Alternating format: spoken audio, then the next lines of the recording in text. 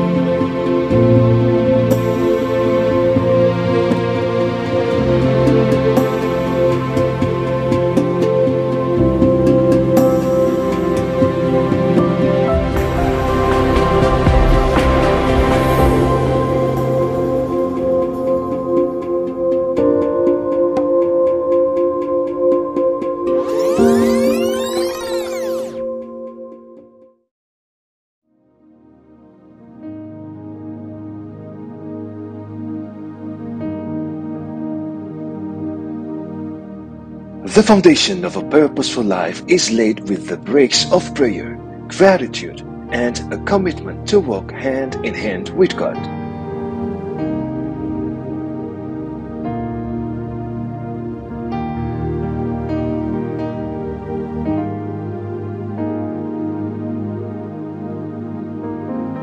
Have you put God first today?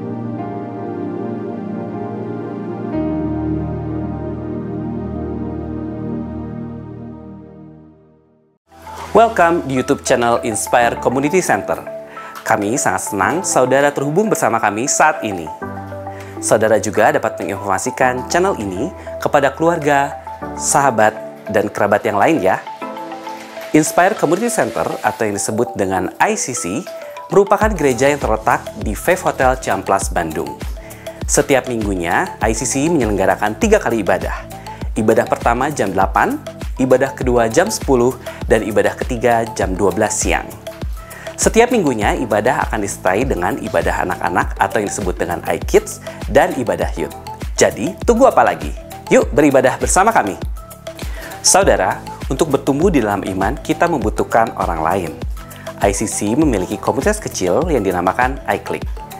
Di dalam iClick, kita bisa bersekutu bersama saudara seiman, saling membangun dan saling menguatkan. iClick terbagi dalam beberapa kategori, yaitu single, couple or marriage, youth, dan juga college. Anda bisa mendaftarkan diri dan memilih sesuai dengan lokasi dan waktu yang sesuai dengan Anda. Daftarnya di link berikut ya. Everyday with Jesus. Saudara bisa mendapatkan renungan setiap hari yang akan dikirimkan ke WhatsApp saudara. Hubungi hotline gereja ICC di 081 220 222 111. Weekly Bible Study. Yuk belajar Alkitab lebih dalam bersama gembala kami, Pastor Chandra Sunjaya. Setiap hari Rabu pukul 6:25 pagi di Instagram @ChandraInspire. Devotion, sharing firman Tuhan secara singkat, tayang setiap hari Selasa dan Jumat melalui Instagram @ICC Bandung dan YouTube channel Inspire Community Center. Tertinggal atau ingin mendengarkan ulang khotbah mingguan? Tenang, kini saudara bisa memperoleh kumpulan khotbah ICC Bandung dengan cara scan barcode ini dan pilih sesuai dengan kebutuhan saudara. Sebagai pengikut Kristus, kita patut meneladani apa yang dilakukan Yesus. Baptis telah dilakukan sebagai tanda percaya kita kepada Tuhan. Anda dapat mendaftarkan diri untuk mengikuti Baptis Islam di nomor 081 220 222 111. Anda dapat memberikan persembahan melalui e-banking, m-banking, atau transfer ke nomor rekening berikut ini. Selamat menikmati firman Tuhan yang akan kita terima. Jangan lupa untuk catat, bagikan, dan lakukan setiap firman yang akan kita dengar hari ini. Well, kita akan memasuki bulan Paskah. Cepet gak sih? Kemarin baru Natal ya, sekarang udah Paskah lagi. Ya, cepat sekali rasanya waktu ini. Dan bulan ini kita dedikasikan untuk belajar tentang firman Tuhan, bagaimana kita bisa menginjil, bagaimana kita menjadi saksi Tuhan Yesus. Dan saya berdoa supaya firman ini sungguh bisa kita terima, sungguh bisa kita hidupin. Ya. Karena inilah panggilan Tuhan bagi setiap kita. Jadi kalau bisa saudara dimanapun kau berada, kalau bisa ada onsite, it's better ya. Tapi saya berharap seri ini nggak miss. Yes? Jangan kelewat ya. Judulnya adalah Perang Sudah Selesai. Yuk sama-sama katakan 2, 3. Perang sudah selesai. Kata sebenarnya perang sudah selesai. Ya karena memang perang sudah selesai. Saudara, kalau kita dengar kata perang, rasanya memang relevan ya kan. Hari-hari ini kita dengarnya kabar-kabar perang ya kan.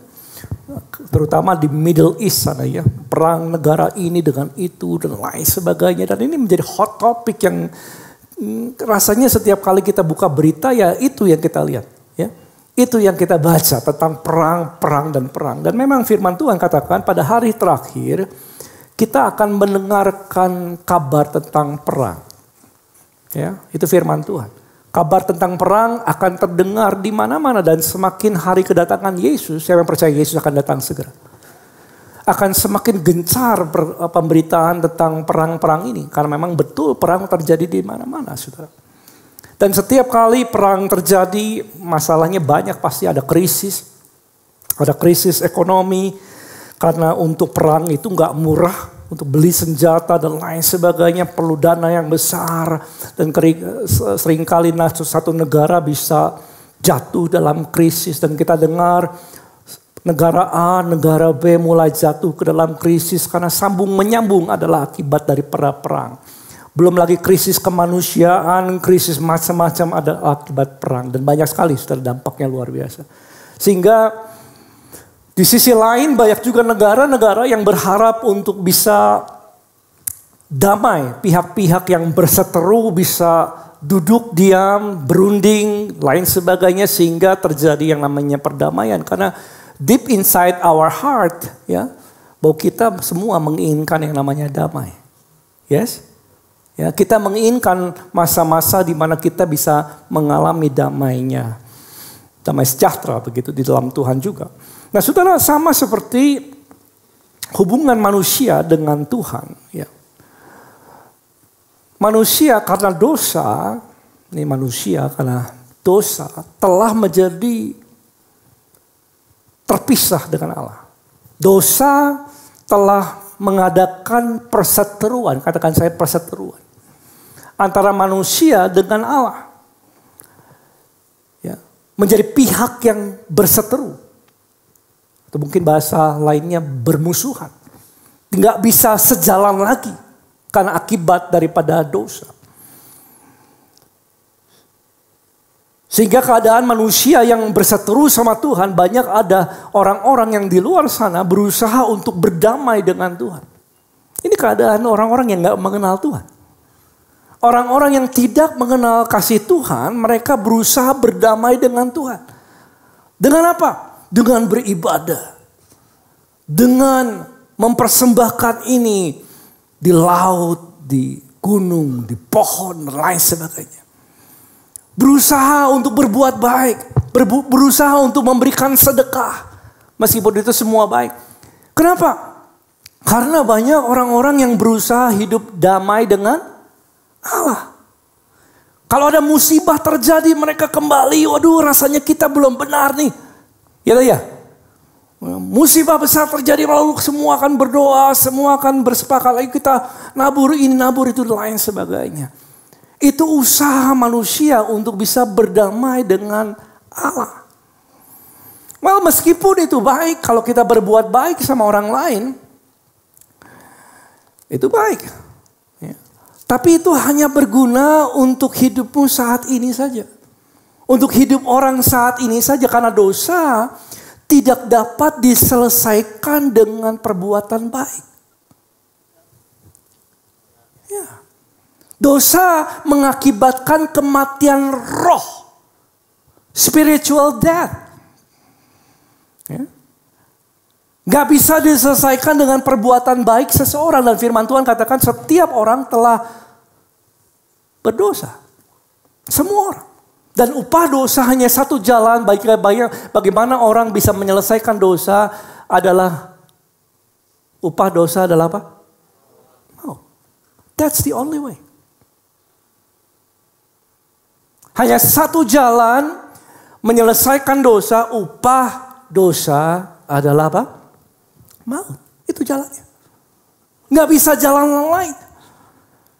Meskipun semua perbaikan, perubahan hidup seseorang, kelakuan baik dan perbuatan baik orang, puji Tuhan, itu baik. Tapi untuk masa hidup kita, tetapi bicara tentang dosa, nggak sama sekali nggak membereskan masalah dosa. Karena dosa hubungannya adalah pelanggaran akan hukumnya Allah. Dan jalan satu-satunya untuk membereskan dosa adalah maut.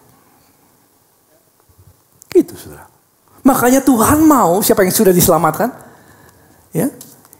Makanya Tuhan mau setiap kita yang sudah menerima keselamatan, beritakan jalan keselamatan ini kepada orang-orang.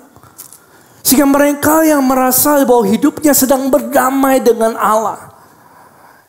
Karena seringkali kalau orang dapatkan musibah, orang dapatkan hal-hal yang gak enak dalam hidupnya, mereka memandang dirinya, ada salah apa nih saya nih. Dia berusaha untuk memperbaiki diri, rasanya dosanya banyak, kayaknya harus kasih ini, kasih itu dan lain sebagainya. Dan Tuhan mau kita menjadi saksinya. Katakan sebelahnya, saksi Kristus. 2, 3 apa? Saksi Kristus. Tuhan mau kita menjadi saksi Kristus. Sampaikan jalan keselamatan. Yang mau katakan amin. Dan Paulus katakan begini. Paulus memandang dirinya seperti ini saudaraku. Dalam Roma 1 ayat 14 dikatakan demikian. Aku berhutang, katakan saya berhutang. Aku berhutang baik kepada orang Yunani maupun kepada orang yang bukan Yunani. Baik kepada orang terpelajar maupun kepada orang tidak terpelajar. Paulus sebagai hamba Tuhan memandang dirinya sebagai orang yang berhutang. Pertanyaannya, kepada siapa dia merasa dirinya berhutang? Kepada semua orang. Baik kepada orang yang pandai, kepada orang yang kurang pandai. Kepada orang Yunani maupun kepada orang yang bukan Yunani. Kepada setiap orang, Paulus sebagai hamba Tuhan memandang dirinya sebagai orang yang berhutang. Kenapa? Berhutang apa dia? Kenapa dia katakan aku berhutang baik kepada semua orang ini? Ayat 15 dikatakan begini. Dia berhutang ini saudara. Itulah sebabnya aku ingin untuk memberitakan apa? Injil. Kepada siapa? Kepada kamu juga yang diam di Roma. Lalu dikatakan ayatnya yang selanjutnya, ayat lompat ke 16. Sebab itu aku mempunyai keyakinan yang kokoh dalam Injil. Karena Injil adalah kekuatan Allah yang menyelamatkan setiap orang yang percaya. Paulus punya keyakinan ini. Bahwa Injil lah yang menyelamatkan semua orang. Setiap orang yang percaya. Amin. Pertama-tama orang Yahudi dan juga orang Yunani dan setiap orang. Paulus memandang dirinya, saya ini adalah orang berhutang. Untuk ngapain? Berhutang apa? Untuk mengabarkan Injil. Kepada siapa? Kepada setiap orang. Nah saudara, apakah kita punya cara pandang yang sama sebagai anak-anak Tuhan? Apakah saudara melihat diri kita sebagai orang-orang yang juga berhutang? Berhutang apa? Untuk mengabarkan Injil. Kepada siapa? Kepada setiap orang yang saudara bertemu. Baik itu di kantor, baik itu di jalan, Baik itu di kampus, baik itu di pergaulan, baik itu kemarin kita baru mungkin beberapa di antara kita yang merayakan Imlek kan, baik itu dalam lingkungan saudaramu, keluarga besarmu. Ya. Apakah kita memandang diri kita sebagai orang-orang yang berhutang kepada mereka? Berhutang apa? Berhutang untuk mengabarkan Injil. Karena Injil lah jalan untuk menyelamatkan orang yang percaya. Yang mengerti katakan amin. Nah, Paulus memandang dirinya sebagai orang-orang yang berhutang. Dia memandang aku orang berhutang. Sudah, orang Kristen begini. Seringkali orang Kristen berpikir bahwa saya diselamatkan, saya percaya Yesus untuk bisa datang ke gereja, untuk bisa melayani, bersekutu, dan itu semua baik. Tapi jarang sekali, tapi nggak di ICC semua percaya ini, saudara. Tapi di luar sana jarang orang yang memandang dirinya sebagai orang yang berhutang untuk mengabarkan Injil. Ya, and that's the truth. Makanya kita perlu punya cara pandang yang seperti Paulus. Orang Kristen berpikir bahwa saya menjadi anak Tuhan supaya saya datang ke gereja, supaya hidup saya baik, keluarga saya baik, bisnis usaha saya baik, dan lain sebagainya. Padahal Paulus memandang dirinya sebagai anak Tuhan, sebagai hamba Tuhan. Dia memandang dirinya orang berhutang. Berhutang apa? Mengabarkan Injil. Nah, sudah apa itu Injil? Kita sering dengar kata Injil. Saudara pernah dengar kata Injil, katakan amin. Apa itu Injil? Injil dalam bahasa sederhananya, saudara, artinya adalah kabar baik. Good news. Katakan sebelahnya good news. Itu Injil. Injil adalah kabar baik bahwa Yesus datang, mati di kayu salib, bangkit pada hari ketiga. Itu Injil. Ya, itu Injil. Jadi penginjil adalah orang yang menyampaikan kabar baik. Kalau Injil adalah kabar baik, penginjil adalah orang yang menyampaikan atau memberitakan kabar baik. Dan Tuhan mau kita memberitakan kabar ini. Kenapa saudara saya tulis ini? Karena Injillah yang menjadi kekuatan Allah untuk menyelamatkan. Bukan kita. Artinya Injillah yang menjadi kuasa Allah, kekuatan Allah untuk menyelamatkan. Kalau kita mengabarkan Injil, memberitakan Injil sama orang itu bisa bertobat dan terima keselamatan bukan karena kita. Bukan karena kita punya pengalaman, bukan karena kita setelah lulus sekolah teologi, bukan karena kita mengerti banyak firman Tuhan, bukan. Orang diselamatkan karena kuasa Injil. Itu aja. Bagian kita adalah memberitakannya. Dan kuasa Allah akan bekerja. Haleluya. Jadi gak perlu pengalaman dulu. Gak perlu ngerti seluruh Alkitab dulu. Gak perlu. Itu akan bertumbuh dengan sendirinya kalau saudara mengasihi Tuhan. Tapi Injil adalah kekuatan Allah untuk menyelamatkan. Bukan kitanya yang kuat. Bukan karena kita fasih bicara. Orang diselamatkan. Bukan. Injillah yang membawa orang diselamatkan. Dan Tuhan mau kita memberitakan Injil. Karena berita Injil bukan hanya berita tetapi kuasa. Tuhan mau kita memberitakan Injil karena di dalam Injil terletak kuasa Allah yang bekerja. Ya betul saudara, kalau orang menginjil, menyampaikan kabar baik sama orang lain. Ada orang-orang yang terima Yesus langsung seketika diselamatkan. Ada yang demikian, puji Tuhan untuk hal itu. Tapi seringkali kalau kita sampaikan Injil, berita Injil sama orang lain. Kabar baik bahwa Yesus telah mati bagi dia. Apakah engkau mau terima Tuhan? Ada orang yang pikir-pikir dulu. Ada orang yang belum siap, tidak masalah. Tapi bagaimanapun Injil diberitakan, Allah bekerja di dalamnya. Saya tulis ini. Bagaimana cara Injil diberitakan, Allah memberi pertumbuhan. Yang setuju katakan amin. Bagaimanapun caranya. Apakah itu 1 menit di lift? Apakah itu setengah menit di kantin? Apakah pada waktu pas-pasan di mall? Apakah itu pada waktu ketemu teman lama? Lagi pas reunian? Apakah itu saudara menyampaikan kabar baik ketika kau berkumpul dengan teman arisan? It doesn't matter. Bagaimanapun caranya, Allah memberi pertumbuhan. Karena firman Tuhan katakan demikian, saudaraku. 1 Korintus 3 ayat ke-6. Aku menanam, kata Paulus. Apolos apa? Menyiram. Yuk sama-sama, 2, 3. Tetapi Allah yang memberi pertumbuhan. Nggak ada yang sia-sia. Kata sebelahnya nggak ada yang sia-sia. Tepuk pundaknya, nggak ada yang sia-sia. Nggak ada yang sia-sia, saudara. Bagian kita adalah untuk memberitakan. Bagian Allah adalah untuk memberi pertumbuhan. Sehingga orang yang mendengar ini menerima kuasa Tuhan dan pada waktunya mereka akan membuka diri untuk menerima keselamatan. Nah, saudara, kalau bicara ini seringkali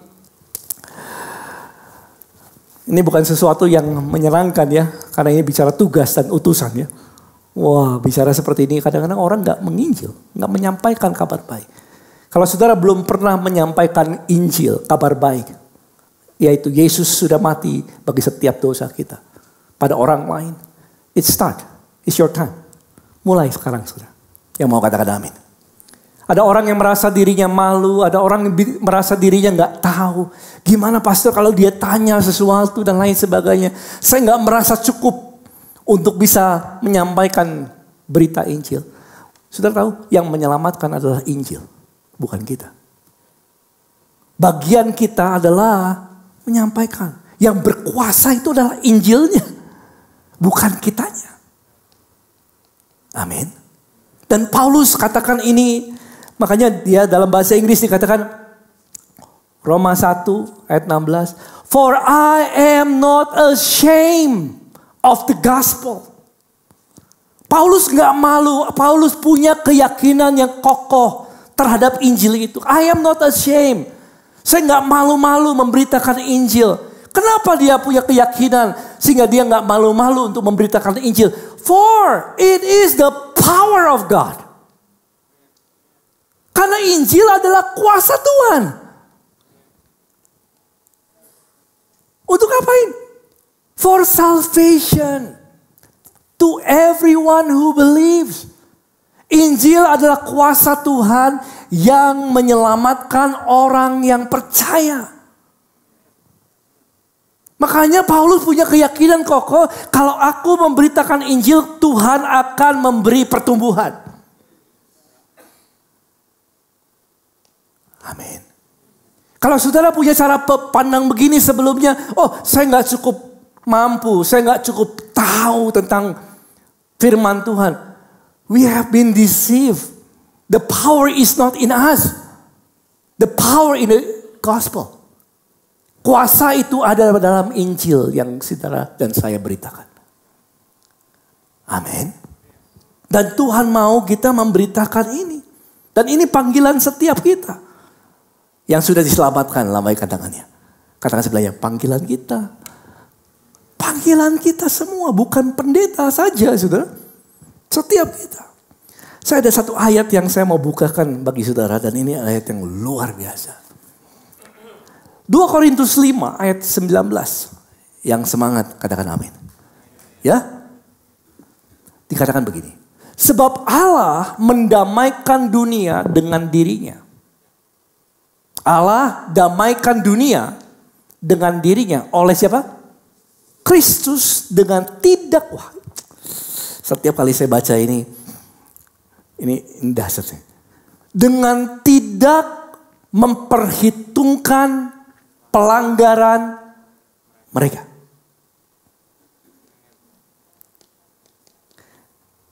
Ya, lanjutkan. Ia telah mempercayakan berita pendamaian itu kepada kita semua. Allah telah mendamaikan dunia oleh Kristus. Ini bahasa Inggris ya saudara. That God was reconciling the world to himself in Christ. Apa? not counting man's sins against them. Allah tidak lagi memperhitungkan dosa oleh karena Yesus. And He has committed to us the message of reconciliation. Kepada kita semua Allah telah memberikan pelayanan ini untuk memberitakan pendamaian. Pendamaian apa? Bahwa ini pendamaiannya. Bahwa tidak lagi ada perseteruan. Ini pendamaian. Ini beritanya. Bahwa tidak lagi ada dosa yang menjadi pemisah antara manusia dengan Allah. Bahwa Allah tidak lagi memperhitungkan pelanggaran akibat dosa. Saya bersuka cita di dalam Tuhan, katakan amin. Berikan tepuk tangan untuk Tuhan Yesus. Bahwa tidak lagi ada konflik. Tidak lagi ada permusuhan antara manusia dengan Allah. Allah tidak menghitung-hitung lagi dosa seseorang. The war is over. Perangnya sudah selesai. Itu berita yang kita punya. Sama orang-orang yang merasa perangnya masih berjalan. Perang sudah selesai. Kalau ada suami istri bertengkar dan mereka saling berjauhan. Dan ketika mereka datang ke konselor dan konselornya ketemu sama mereka. Mendamaikan keduanya yang tadinya marah, memisahkan diri, sekarang mereka sudah berdamai. Dan karena Yesus, perdamaian sudah ada. Allah tidak lagi memperhitungkan dosa.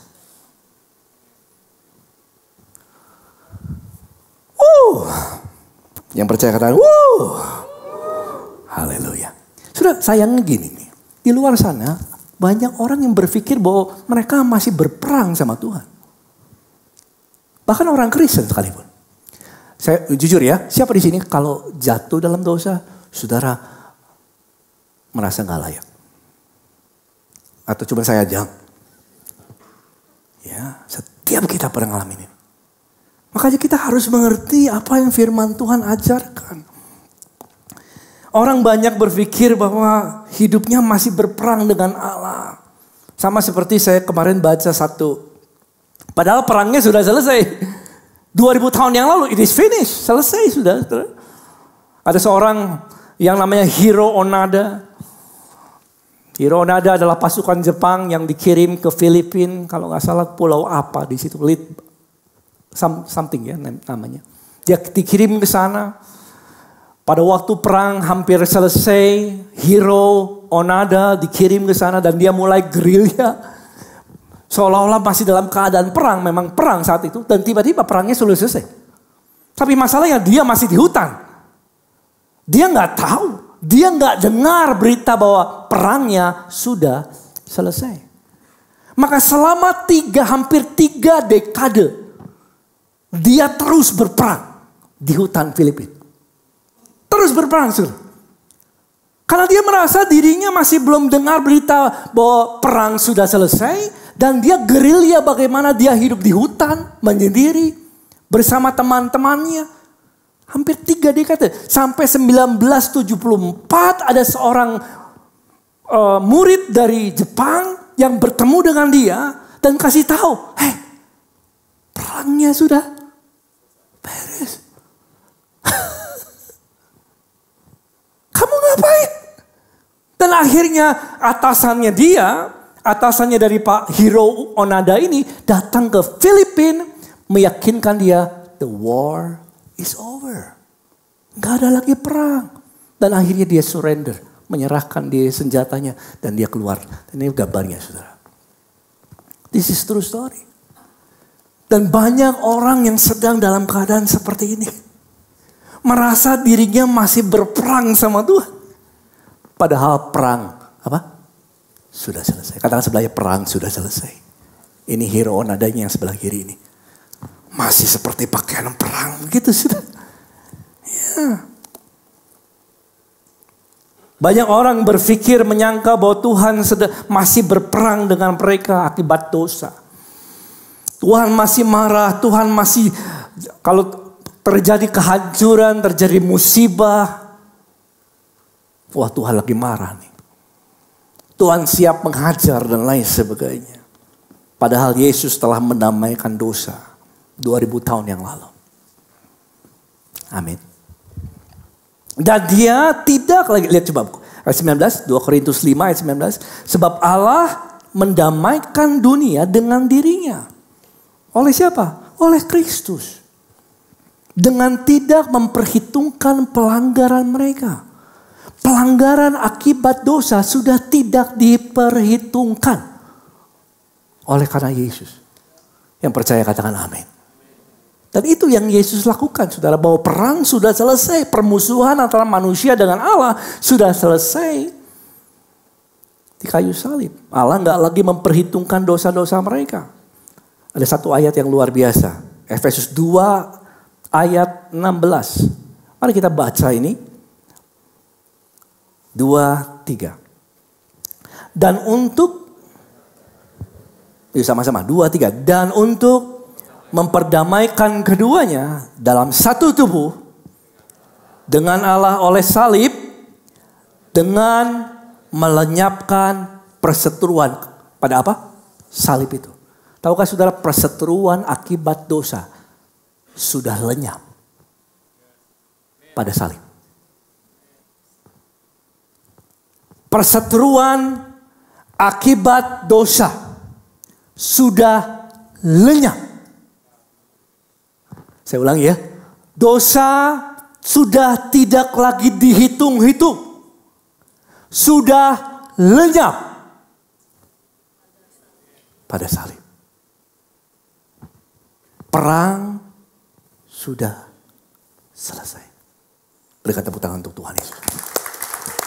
Sudah lenyap pada salib. Dan itu yang Yesus lakukan. Sudah lenyap, saudara. Dan kita membawa berita-berita itu sebagai utusan-utusan Allah. 2 Korintus 5 ayat 20. Kita adalah utusan-utusan Allah. Jadi kami adalah utusan-utusan Kristus. Seakan-akan orang menasihati kamu dengan perantaraan kami. Dalam nama Yesus kami meminta kepadamu, berilah dirimu didamaikan dengan Allah. Saudara memegang berita yang berkuasa untuk menyelamatkan orang. Amin. Dan kita beritakan sama orang bahwa Tuhan gak lagi marah. Ya. Bahwa perang sudah apa? Selesai. Dan damai sejahtera bukan lagi harus diperjuangkan. Hubungan manusia dengan Allah bukan lagi diperjuangkan dengan saya mau diterima Tuhan dengan perbuatan baik saya. Saya mau diterima Tuhan dengan sedekah saya. Saya mau diterima Tuhan dengan saya mau berpuasa 50 hari, 50 malam. Damai dengan Allah bukan untuk diperjuangkan. Tapi untuk diterima. Itu saudaraku. Haleluya. Berikan tepuk tangan untuk Tuhan Yesus. Dan itu yang Yesus lakukan dalam Roma 5 ayat pertama dikatakan. Sebab itu kita yang dibenarkan karena iman kita hidup dalam apa? Damai sejahtera. Siapa yang percaya hidup dalam damai sejahtera? Dengan Allah oleh karena siapa? Yesus. Amin. Amin. Allah gak lagi menghitung-hitung dosa. Sudah bisa bayangkan orang yang disalib di sebelah Yesus. Sepanjang hidupnya mungkin reputasinya buruk. Penjahat, pembunuh, pemberontak. Pokoknya gak baik lah. Sepanjang hidup. Makanya dia disalib. Dan disalibkan di sebelah Yesus. Sepanjang hidupnya jahat. Dan dia katakan, Guru, Ingatlah aku kalau kau datang sebagai raja. Dan Yesus katakan ke hari ini juga kamu akan bersamaku di apa? Di Firdaus. Dia selamat, saudaraku.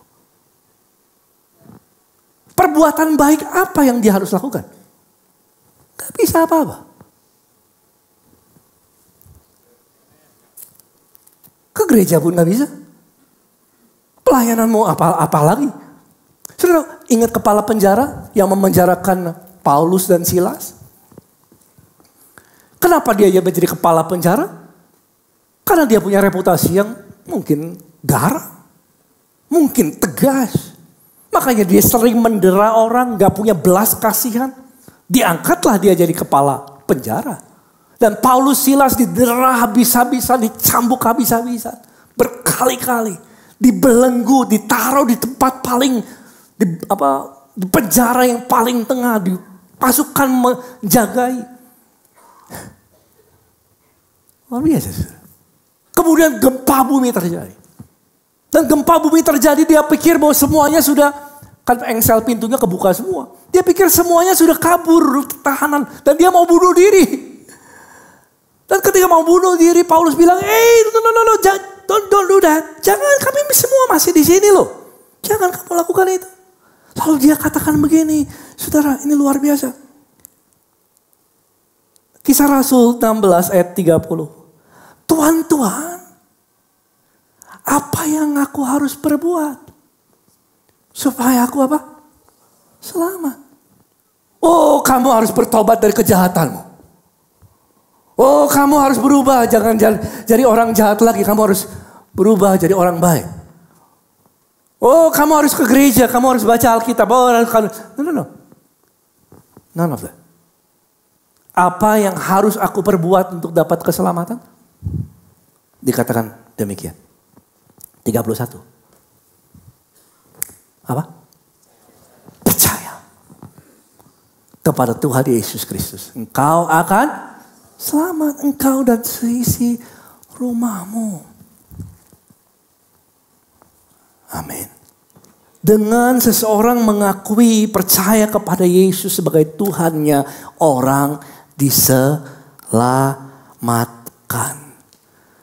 Karena isunya bukan dosa lagi. Kenapa gak dikatakan sama dia, kamu harus bertobat dari kejahatanmu. Kalau kamu menipu orang, jangan menipu lagi. Supaya kamu masuk surga. No. Meskipun itu baik, saudara. Tapi itu, are you ready for this? Gini, saudara. Perzinahan enggak bawa orang masuk dalam neraka.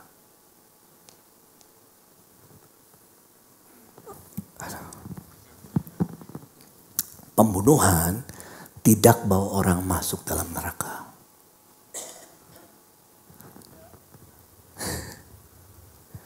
Isunya bukan tentang dosa apa. Karena semua dosa sudah lenyap pada salib.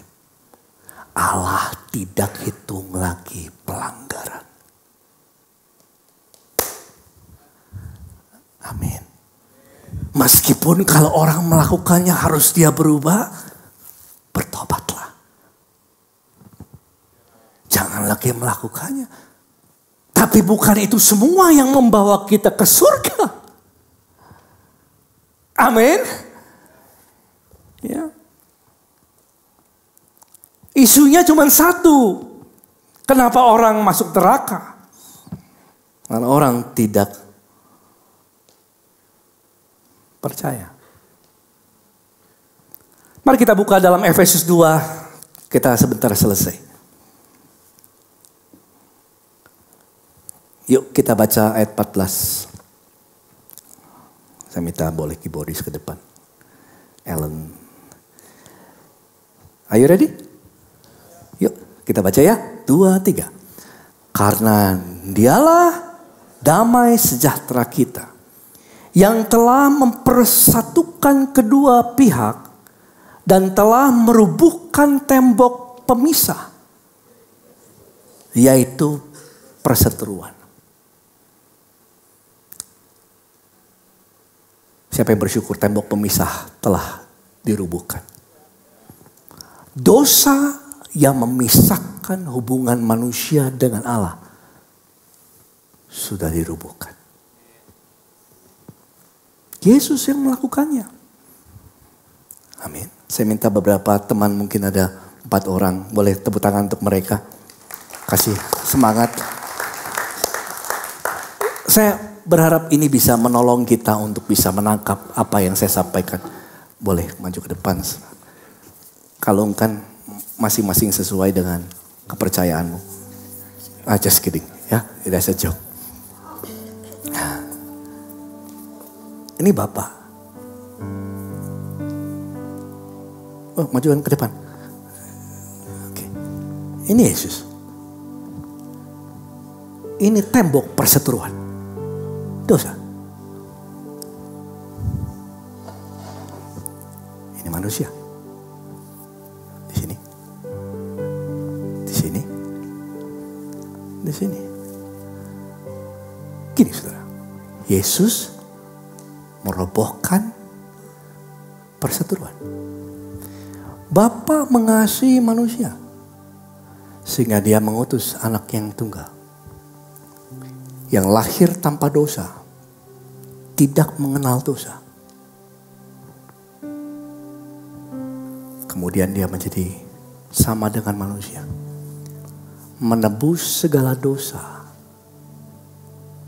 di kayu salib. Sehingga segala dosa sudah dilenyapkan pada salib itu.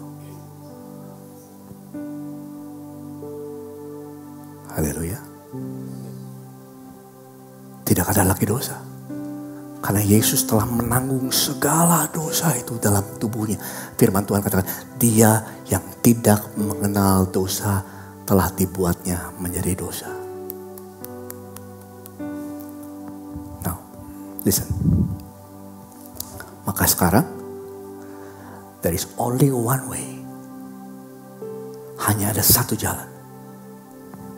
Tidak ada seorang pun yang datang kepada Bapa kalau tidak melalui aku. Hanya ada satu jalan manusia bisa datang kepada Bapa. Melalui siapa? Yesus. Yang mengerti katakan, amin. Karena semua dosa Yesus telah selesaikan di kayu salib. Tidak lagi ada tembok perseteruan. Nah, ada satu jalan. Manusia nggak sampai kepada Bapa. Cuma ada satu. Dan bukan lagi dosa. Karena dosa sudah selesai. Hanya ada satu jalan. Manusia tidak dapat datang kepada Bapa kalau dia tidak melalui Yesus. Berikan tepuk tangan untuk Tuhan Yesus. There's only one way. Satu jalan aja. Yuk, berikan tepuk tangan untuk teman-teman semua. Haleluya. Hanya satu jalan. Orang masuk dalam neraka adalah orang yang menolak kebaikan yang Bapa berikan di dalam Yesus. Maka itu saya akhiri dengan ini, saudara. Kita adalah utusan-utusan Allah. Yang utusan-utusan Allah katakan amin. Untuk memberitakan Injil. Apa pesan apa pastor yang saya punya? Pesanmu adalah perang sudah selesai. Itu pesan kita. Bahwa dosa sudah selesai di kayu salib. Amin. Bahwa Yesus telah menjadi dosa bagi kita. Amin. Itu pesan kita sama orang-orang.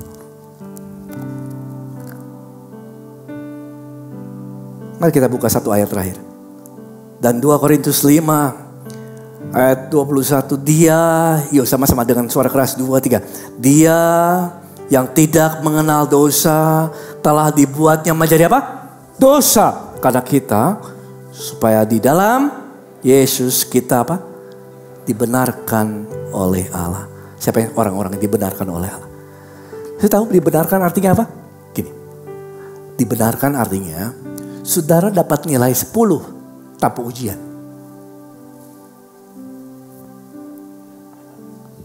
Blameless. Free from sin. Sehingga di dalam Yesus saudara adalah seperti orang-orang yang tidak pernah berdosa. Tidak bercacat celah, suci, kudus. Siapa di sini orang-orang kudus? Kalau saudara masih berat banget angkat tangan, saya ulangi lagi nih. Siapa di sini orang-orang kudus? Puji Tuhan, berikan tepuk tangan untuk Tuhan. Amin. Ya. Karena dosa sudah diselesaikan, kita sudah dibenarkan oleh Allah. Mari kita bangkit berdiri, saudara. Haleluya. Minggu depan saya akan lanjutkan kembali tentang Injil dan saya berdoa ini bisa membangun kita. Amin. Siapa yang belajar sesuatu? Haleluya. Mari kita pejamkan mata kita. Bapak, terima kasih hamba-Mu sudah menyampaikan firman-Mu. Mereka sudah mendengar bahwa perseteruan sudah dirobohkan. Dosa sudah lenyap pada salib. Terima kasih Tuhan untuk perbuatan-Mu. Terima kasih Tuhan. Terima kasih Bapa. Kami sudah dibenarkan, dikuduskan, dan disucikan oleh darah Yesus. Terima kasih ya Tuhan. Eyes closed, mata tertutup saudara. Kalau ada di antara kita yang belum pernah terima keselamatan, ini waktumu. Saudara ragu mungkin keselamatan, apa saudara selamat atau belum? Belum pernah mengundang Yesus masuk dalam hidupmu. Firman Tuhan katakan kalau engkau percaya Yesus adalah Tuhan, engkau diselamatkan. Ada di antara saudara mau terima keselamatan, taruh tangan kanan saudara di dada. This is the only way. Ini jalan satu-satunya. Percaya di hati, mengaku di mulut. Kalau engkau masih ragu akan keselamatan, taruh tangan kanan saudara di dada. Saya akan berdoa di tempat saudara berdiri. Saya melihat banyak tangan-tangan, 1, 2, 3. Praise the Lord. Kau akan pindah dari maut ke dalam kehidupan ketika kau percaya Yesus adalah Tuhan. Terima kasih Bapak. Mari kita sama-sama berdoa. Yang lain boleh bantu. Tuhan Yesus. Tuhan Yesus. Saya adalah orang yang berdosa. Saya adalah orang berdosa. Upah dosa adalah maut. Upah dosa adalah maut. Tapi saya percaya. Saya percaya. Engkau telah mati di kayu salib. Untuk menebus dosaku. Untuk menebus dosaku. Engkau telah bangkit pada hari yang ketiga. Tuhan Yesus, aku mengundang Engkau masuk dalam hidupku sebagai Tuhan dan Juru Selamat. Sekarang ini aku adalah ciptaan yang baru. Yang lama sudah berlalu. Yang baru telah tiba. Pakailah hidupku untuk kemuliaan-Mu. Dalam nama Yesus. Berikan tepuk tangan untuk Tuhan Yesus. Kalau engkau dengan sungguh-sungguh berdoa ini, saya percaya engkau telah terima keselamatan dan namamu terdaftar dalam kitab kehidupan. Mari kita hampiri Tuhan. Bapa, terima kasih. Hamba berdoa supaya setiap kami sebagai utusan-utusan Kristus bergerak ya Tuhan. Mari saudara yang sungguh-sungguh mau berkomitmen untuk mengabarkan kabar baik. Angkat tanganmu tinggi-tinggi. Dimanapun saudara berada. Saya mau berdoa bagi saudara. Tuhan, Kau lihat tangan-tangan yang terangkat. Roh Kudus gerakkan hati kami untuk melihat setiap jiwa yang kami ketemui dengan penuh belas kasihan Tuhan. Kami punya pesan yaitu Injil yang dapat menyelamatkan. Injil adalah kuasa Tuhan yang menyelamatkan orang. Dan aku berdoa untuk setiap tangan-tangan yang terangkat, kuasa Roh Kudus in Jesus name turun ke atas kau saat ini. Dalam setiap perkataanmu, dalam setiap perbuatanmu. Akan ada keberanian datang daripada Tuhan untuk mengabarkan Injil. Dalam nama Yesus. Dalam nama Yesus kau terima ini. Ketika engkau bergerak, Tuhan akan teguhkan dengan tanda-tanda yang ajaib. Terima kasih Bapa, dan banyak orang-orang yang akan diselamatkan demi nama Tuhan Yesus. Terima kasih Bapa, Kau telah mengutus setiap kami hanya di dalam nama Tuhan Yesus. Bersyukur, katakan amin. Haleluya. Katakan sebelahnya, kamu adalah utusan Tuhan. Silakan duduk Bapak Ibu, ini kasih Tuhan. Shalom Sobat ICC, happy Sunday. Praise the Lord. Terima kasih Pastor Chandra untuk sermonnya. Siapa yang semakin cinta Yesus di sini? Angkat tangannya. Amin. Haleluya. Dan tiba saatnya kita untuk menyimak beberapa informasi seputar gereja ICC. Dan sebelumnya kami juga mau mengucapkan selamat datang bagi Anda yang baru pertama kali mengikuti ibadah di gereja ICC. Ya, kami dengan sukacita menyambut Anda. Dan kami mau mengingatkan nanti pada saat Anda pulang, ya jangan dulu langsung ke lift, tapi Anda bisa datang ke meja informasi ya untuk mengklaim special gift dari kami. Sekali lagi selamat datang, ya selamat bergabung dan kami tunggu kedatangan Anda di ibadah-ibadah dan juga acara-acara selanjutnya yang digelar di gereja ICC. Dan Sobat ICC, saya sedikit ingat ya waktu saya pertama kali gereja di ICC, itu saya ngerasa seperti saya butuh teman-teman ya yang mensupport pertumbuhan iman saya gitu. Dan satu kali saya kayak dihipnotis, saya selesai ibadah, saya langsung ke bawah ke meja informasi, saya daftar iClick saudara-saudara. Puji Tuhan ya. Dan kami mau mengingatkan ya untuk Anda, yuk kita ikutan iClick. Jadi sebenarnya iClick itu apa sih? iClick adalah sebuah komunitas kecil di gereja ICC. Di mana di situ kita bakalan bergaul bareng, kita akan bertumbuh bersama, kita akan saling mendoakan, saling menguatkan, main bareng juga. Ya, enggak seserius itu, tenang. Ya, kita bakalan main bareng, hangout bareng. Oke, jadi silakan Anda bisa daftar iClick dan iClick ini sudah tersebar di beberapa tempat di Kota Bandung, mulai dari Kopo, ya di Ciamplas ini juga ada, sampai ke Kota Baru Parahyangan juga udah ada. Jadi silakan Anda daftar sesuai dengan kategori yang sudah dipersiapkan. Ada mulai dari youth, terus juga ada college, ada single, ada married dan juga ada senior. Ya, jadi Anda bisa mendaftarkan diri juga di meja informasi di bawah sana. Dan juga saya ingin menyapa saat ini buat teman-teman yang mungkin sudah mempersiapkan pernikahannya, di sini ada. Teman satu iClick saya ada ya. Sebenarnya mereka beda iClick, tapi mereka akan segera menikah, haleluya. Ya, dan nanti hari Rabu nih, ya kami juga mau mengajak Anda ya yang sudah mempersiapkan pernikahan untuk mengikuti kelas bimbingan pranikah. Ya, dimulai hari Rabu tanggal 6 Maret 2024 jam 7 dan mengambil tempat di sini di gereja ICC. Jadi silakan buat Anda yang sudah mempersiapkan untuk berumah tangga untuk join. Dan itu adalah informasi buat Anda yang sudah siap untuk berumah tangga. Informasi selanjutnya adalah buat Anda yang masih single. Boleh yang single suaranya? Oh, nggak mau ngaku kali ya. Nggak apa-apa. Cuma saya doang kali yang mau ngaku saya single. Oke, jadi teman-teman single nanti ada acara yang seru banget tanggal 15 Maret 15 Maret 2024 maksud saya. Ya, hari Jumat itu jam 18.30 ada sebuah acara yang diberi nama Secure, di mana di situ kita bakalan berbagi tips dan trik untuk hidup semakin pede lagi.